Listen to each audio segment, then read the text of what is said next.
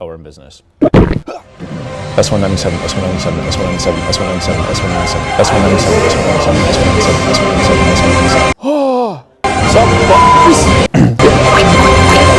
Hey guys, I'm Sam. Hey guys, I'm Sam, and today we're going to take a look at what fits on an S197 Mustang. For those of you that don't speak Mustang, the S197 part translates to Ford Mustang model years of 2005 to 2014.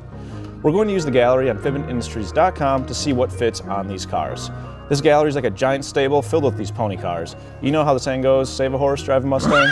We also have all the shoes for those ponies at fitmentindustries.com. I actually used to own a Mustang from this generation, and I love that car. I had a 2005 Mustang GT and had that puppy on some 20-inch Foose wheels wrapped in some Nitto tires on some lowering springs, probably a picture of it on the screen right now. With this generation of Mustang, you could start fitting some pretty big wheel and tire combos on the car. This body style went a bit retro, but the sizes of wheels and tires you could fit still look good and jumped into the future with some larger sizes. One thing to be mindful of though would be the trim level you're dealing with. Mustang GTs will have bigger brakes than their non-GT counterparts. All right, let's dive in and see what fits on your S197 Mustang. All right, so the first car that we have here is a 2006 Mustang GT, so it has the larger brakes that I talked about before. And this particular car is on some Koenig ampliforms. They're 18 by 9.5 plus 35. So it's a square setup on these cars. We do have a pretty good mix of cars in the gallery that are either on a square setup or staggered. So this is a little bit more on the conservative side, but is very dailyable. There's nothing crazy, no rubbing, no fitment issues, no fenders had to be rolled or pulled or anything like that. It is on some 255/45 tires, so there's a little bit of meat on those, which looks good in these kind of muscle cars. It is lowered with some Coney lowering springs. So like I said, it's a square setup. Pretty conservative. It is a little bit tucked. You probably could go a little bit lower, but with lowering springs, you don't always have that option. Either way, it's a really good square looking setup that you can daily without having to worry about doing any other modifications. All right. Next Mustang we have has a little bit more of an aggressive fitment, and it is staggered. Personally, I'm a fan of the staggered setup on these cars. So this 2005 Mustang GT, same year I owned, which is awesome.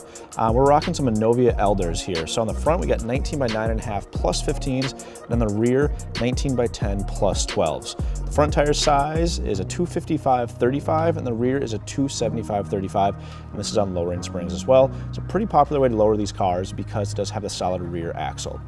So as far as this setup goes, with the staggered setup, I think this looks really good. I think this is one of the more optimal fitments if you don't want to deal with any other modifications like adding camber or rolling or pulling any fenders.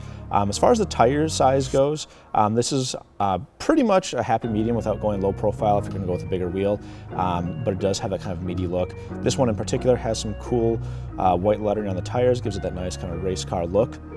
As far as other mods done, there are some cool body mods done to this, but none of those are affecting the fitment of the wheels and the wheel arches. All right, so this final setup is the most aggressive that we have looking at today. It is a 2005 Mustang GT again, and this one is running some rotiforms and 20 by 10 plus 15. So it's a square setup, pretty aggressive setup, but it is on air. Most of these photos you'll see it aired out, and the fitment is pretty much perfect. The front fender actually fits in between the gap on the 225/35 tires and the outside of the wheel.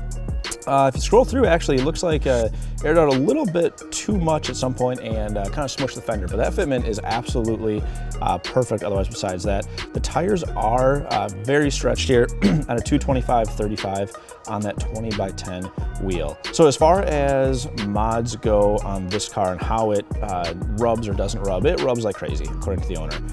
The fenders are rolled, and there is a wheel spacer on the front and in the rear being a little bit larger at 11 millimeters. The front, something around 6 millimeters that we have on here. There's a little bit of poke going on when the car is aired out. You can see that the wheel does go past the fender a little bit in the front. In the rear, it tucks pretty much perfectly. There's a pretty sick picture of this car shooting flames in the gallery as well. But this is the most aggressive setup that we are looking at today with the 20 by 10s aired out on a Mustang GT. So you can really fit a variety of options on the S197 Mustang. What I feel really looks good is a staggered set of 19s on this platform. In the front, you're looking at a 19 by 9.5 plus 15, and then in the rear, you're looking at a 19 by 10 with a plus 12 offset if you're okay with a little bit of poke, or go with a plus 35 offset to get the rear meats back in the wheel well. Tires are going to depend on what you want to do, but in my opinion, a meatier setup is best on these cars. With the sizes of wheels I listed, I'd go with a 255/35 up front and a 275/35 or 275/45 in the rear. So don't forget to take a look at the gallery yourself to see what a perfect fitment looks like in your car at fitmentindustries.com. I appreciate you guys watching, and we want to know what you'd like to see on What Fits. Leave a comment below, and thanks for watching, guys. I'm Sam.